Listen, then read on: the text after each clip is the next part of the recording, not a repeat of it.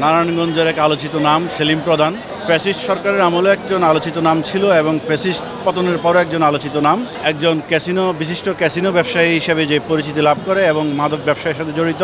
আমরা সেই সেলিম প্রধানকে বিজ্ঞ আদালতে আজকে গুলশান থানার মামলা নম্বর 24/5/2025 তারিখের মামলা। এই মামলাটা সন্ত্রাস বিরোধী আইনের মামলা। এই মামলায় আমরা 7 দিনের রিমান্ড আবেদন করি।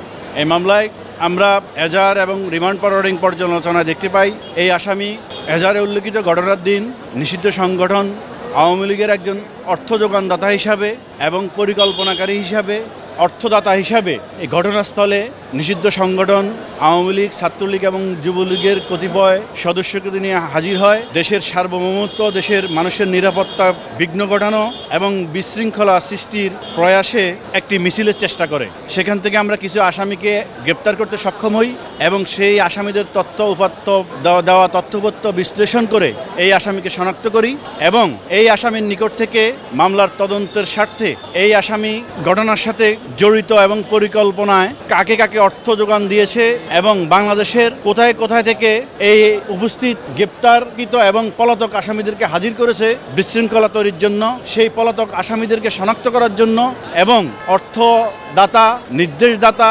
হুকুমদাতাদেরকে আমরা শনাক্ত করার জন্য এই মামলায় 7 দিনের রিমান্ডের আবেদন করি। বিজ্ঞ আদালত আমাদের রাষ্ট্রপক্ষের বক্তব্য শুনে এবং আসামি পক্ষের বক্তব্য শুনে 3 দিনের রিমান্ড মঞ্জুর করে। আপনারা জানেন এই আসামি শুধু এই সন্ত্রাস বিরোধী কার্যক্রমেই জড়িত নয়, এই আসামির পিসিপিআরে আরও একাধিক মামলা রয়েছে যেগুলো বিচারাধীন রয়েছে। এই আসামি একজন মাদক ব্যবসায়ী এবং বহু বিবাহে আসক্ত এবং দখলদারিত্বে তার রয়েছে বিশাল প্রতিপত্ত, মানি লন্ডারিং এবং বৈদেশিক মুদ্রা নিয়ন্ত্রণ আইনে আসামির বিরুদ্ধে মামলা রয়েছে। সেই মামলাগুলো তদন্তাধীন। আমরা বিজ্ঞ আদালতকে সেই মামলাগুলোর বিষয়ে উপস্থাপন করেছি। বিজ্ঞ আদালত আমাদের কথা শুনে সন্তুষ্ট হয়ে এই আসামিকে 3 দিনের রিমান্ড মঞ্জুর করেছে আজকে।